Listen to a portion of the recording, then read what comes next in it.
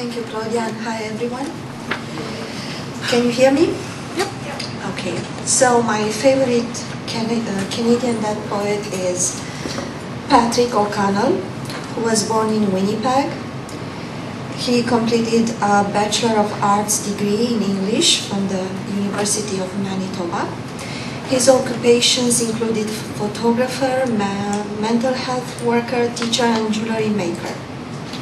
In 1993, he was nominated for John Hirsch Award for Most Promising Manitoba Writer. He had 2 poetry collections published by Turnstone Press, Hoping for Angels in 1990 and Falling in Place in 1993. His third book, The Joy That Cracked the Mountain, was published by J. Gordon Shillingford Publishing in 1999.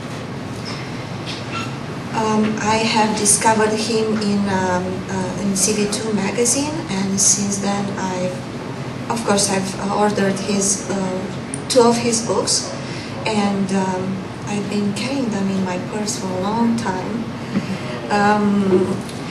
I'm going to read you some words that I found in CV2 plus my own thinking about his poetry.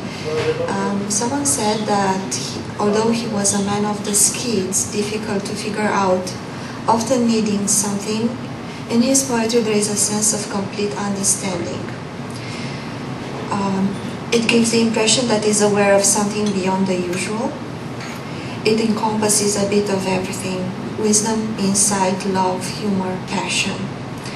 In other words, and I quote now, a mixture of all the qualities that makes us so very human and fallible, and at the same time unique and lovable, unquote.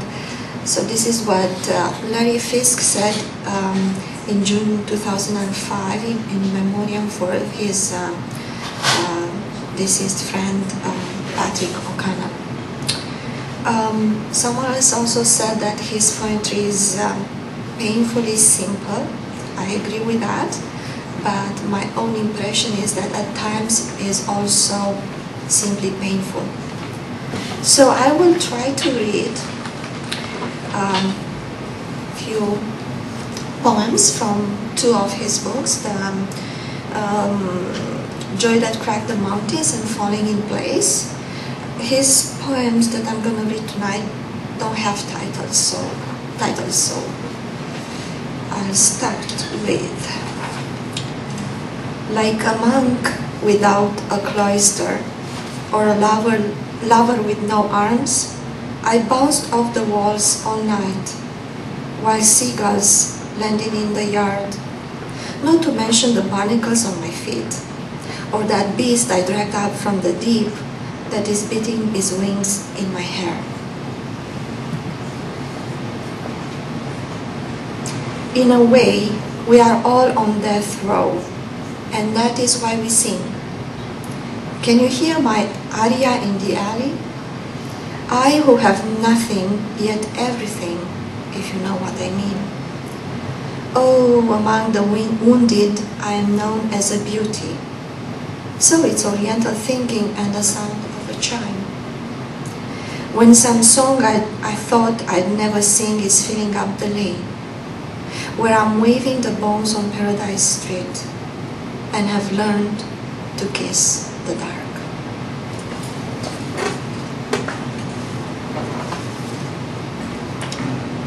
No tears.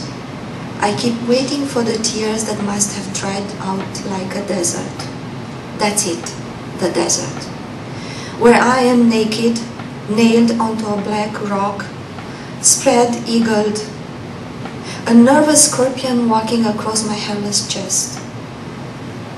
You are what you teach, they say, and I am searching madly through my dictionary for the meaning of sand.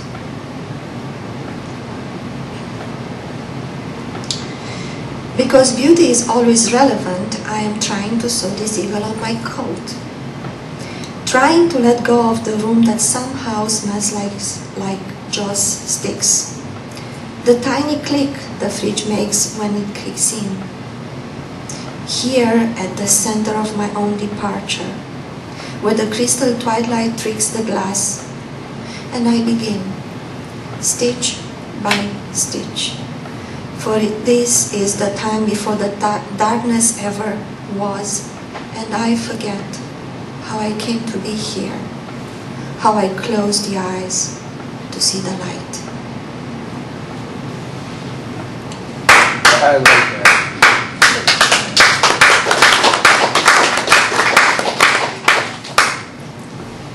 Thank you. It was difficult learning to breathe, but it was even more difficult learning to forget. Though in the end, I learned both, to breathe and forget. Sometimes I juggle one orange while I do this, breathe and forget. So it is okay to be here where the rose is torn, where the streets are a jungle of burned glass and the world has blood in its eyes. Breathe and forget. That's what I told the paper boy for a Christmas tip. So humorous. I love it. And so, the woman clearing the tables in Eaton Place speaks to me of spring, of some man with 40 oil wells and an airplane that's coming to fly her away. Talks about her divorced husband who followed her to Vermilion Bay, to Toronto. Wherever she goes, she says he is a stone around her neck, an albatross, and all she ever wanted was to fly.